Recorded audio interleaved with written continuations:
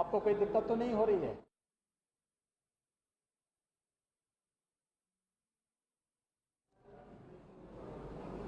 मित्रों, कोरोना के खिलाफ देश की जो लड़ाई वर्तमान में चल रही है, इसमें उत्तर प्रदेश देश की सबसे बड़ी आबादी का राज्य होने के कारण उत्तर प्रदेश की अपनी एक बड़ी भूमिका है। उत्तर प्रदेश ने जब कोरोना की प्रथम लहर आई थी तब भी एक बेहतर परिणाम दिया था। वर्तमान में उत्तर प्रदेश देश की सबसे बड़ी आबादी का राज्य होने के बावजूद प्रभावी ढंग से कोरोना के खिलाफ इस लड़ाई को लड़ रहा है। उत्तर प्रदेश के बारे में जो आशंका थी कि उत्तर प्रदेश में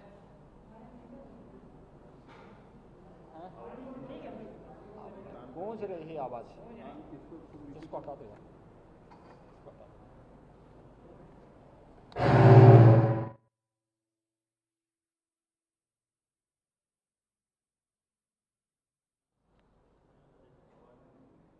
उत्तर प्रदेश में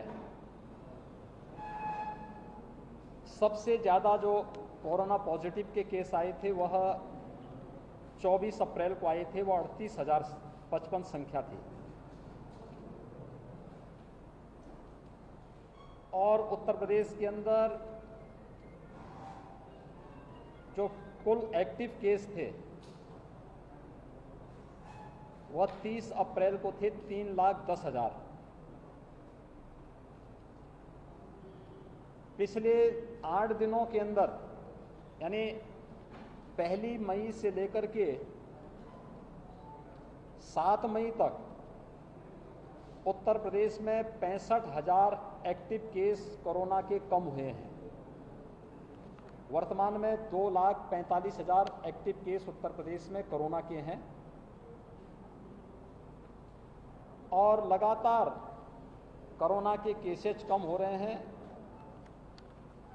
प्रदेश के अंदर जिन क्षेत्रों में पॉजिटिविटी ज़्यादा थी, मैंने वहीं से अपनी समीक्षा बैठकों की शुरुआत की है। यद्यपि मैं 4 दिन पहले वीडियो कॉन्फ्रेंसिंग के माध्यम से प्रदेश के सभी जनपदों से जुड़ा था, लेकिन मैंने उचित समझा कि फील्ड में उतर करके लोगों के मन में जो एक भय है, इस भय को दूर करने, कोरोना के प्रोटोकॉल का पालन करने और वर्तमान परिस्थिति में जो रणनीति हमारी तय होनी है, इसका केंद्र बिंदु जनपद को बनना है। जनपद के अंदर हम प्रभावी ढंग से इसको आगे बढ़ा सकें, इस देश से आज मैं मुरादाबाद मंडल और बरेली मंडल की समीक्षा बैठक के लिए आया हूं। मैं इससे पहले मुरादाबाद मंडल में गया था। मुरादाबाद मंडल के बाद अब बरेली मंडल की समीक्षा बैठक के बाद बरेली मंडल में भी मैंने सबसे पहले यहां पर इंटीग्रेटेड कोविड कंट्रोल सेंटर का निरीक्षण किया है, जहां से जनपद की सभी गतिविधियों का संचालन होता है। विगत 1 सप्ताह के अंदर यहां पर इस मंडल में भी एक्टिव केस की संख्या 2800 कम हुई है और लगातार अभी इसमें कमी देखने को मिल रही है। एक आशंका व्यक्त की गई थी कि उत्तर प्रदेश में 5 मई तक 1 lakh positive case per day आएंगे। आज 8 मई है और आज जो Covid positive case Uttar Pradesh के अंदर आए हैं उनकी संख्या 26,000। यानी हम लोग अपनी रणनीति में और कोविड प्रबंधन में अब तक सफल रहे हैं। दूसरी आशंका जो व्यक्त की गई थी कि पंचायत चुनाव के बाद प्रदेश के अंदर तेजी के साथ कोविड के केसेज बढ़ेंगे। पंचायत चुनाव 29 को संपन्न हो चुका है, आज 8 मई है। 30 अप्रैल से लेकर के अब तक लगातार कोविड के केसेज में कमी आई है और हम लोगों ने 5 मई से एक विशेष अभियान भी प्रारंभ किया है। ये अभियान है प्रदेश के 97,000 राजस्व गांवों में हर परिवार और व्यक्ति का स्क्रीनिंग करना, हर लक्षण युक्त और संदिग्ध केस का एंटीजन टेस्ट कराना, उन तक मेडिकल किट उपलब्ध कराना, स्वच्छता, सैनिटाइजेशन और फॉगिंग की कार्रवाई को युद्ध स्तर पर आगे बढ़ाने की कार्रवाई करना। और ये कार्यक्रम हमारा प्रारंभ हो चुका है। प्रदेश के अंदर वर्तमान में 72,000 निगरानी समितियां, जिनमें 60,000 निगरानी समिति ग्रामीण क्षेत्र में और 12,000 निगरानी समितियां शहरी क्षेत्रों में वर्तमान में प्रदेश के अंदर कोरोना के बारे में जागरूकता और वहां पर स्क्रीनिंग के इस कार्य के साथ जुड़ी हुई हैं। निगरानी समितियों को हम लोगों ने ये जिम्मेदारी भी दी है कि हर लक्षण युक्त व्यक्ति को, हर कोरोना पॉजिटिव के जिसमें लक्षण हो या फिर रिपोर्ट पॉजिटिव आने के पहले ही लक्षण युक्त व्यक्ति को या संदिग्ध व्यक्ति को मेडिकल किट भी उपलब्ध करवाना और उनकी सूची लेकर के जिले के अंदर इंटीग्रेटेड कोविड कमांड सेंटर में उपलब्ध कराना, जिससे उन लोगों को वहां पर उचित चिकित्सीय सलाह दी जा सके टेली कंसल्टेशन के माध्यम से। ये कार्य और फिर आरआरटी को सूची उपलब्ध करा करके उन लोगों के कोविड टेस्ट एंटीजन जांच करने की व्यवस्था को युद्ध स्तर पर आगे बढ़ाने का कार्य करना, यह सभी कार्य प्रदेश के अंदर 5 से प्रारंभ हो चुका है और युद्ध स्तर पर चल रहा है। अगले एक सप्ताह तक ये कार्यक्रम प्रदेश के अंदर सभी 97,000 राजस्व गांवों तक पहुंचने के लक्ष्य के साथ हम लोगों ने प्रारंभ किया है। ये एक महामारी है और महामारी में पहली जब वेव आई थी तो पहली वेव में प्रदेश के अंदर ऑक्सीजन की जो कुल आपूर्ति थी, उस आपूर्ति से कई ज्यादा वर्तमान में हम लोग ऑक्सीजन की आपूर्ति करवा रहे हैं, क्योंकि हमारे पास पहले ऑक्सीजन आपूर्ति के यहाँ पे ऑक्सीजन सेपरेटर यूनिट थे। हमारे पास प्रदेश के अंदर एलएमओ, लिक्विड मेडिकल ऑक्सीजन, ये विभिन्न संस्थाओं के द्वारा एग्रीमेंट के आधार पर मंगाई जाती थी। लेकिन जब एक क्राइसिस हुई तो इसमें, क्योंकि पहले किसी हॉस्पिटल में हम लोग देखते थे कि अगर 500 बेड का हॉस्पिटल है तो उसमें 20-30 बेड का आईसीयू होता था, मुश्किल 30 से 35 लोगों को ऑक्सीजन की आवश्यकता होती थी। लेकिन आज इसके ठीक विपरीत हो गया है। अगर 500 बेड का हॉस्पिटल है तो हर व्यक्ति को ऑक्सीजन की आवश्यकता है, उसमें वेंटिलेटर की भी ज़्यादातर को आवश्यकता है, एचएफएनसी जिसमें बहुत ज़्यादा ऑक्सीजन लग रहा है उसकी आवश्यकता है। तो ऑक्सीजन की मांग कई गुना बढ़ने के कारण उसकी आपूर्ति उन सभी क्षेत्रों में करने के लिए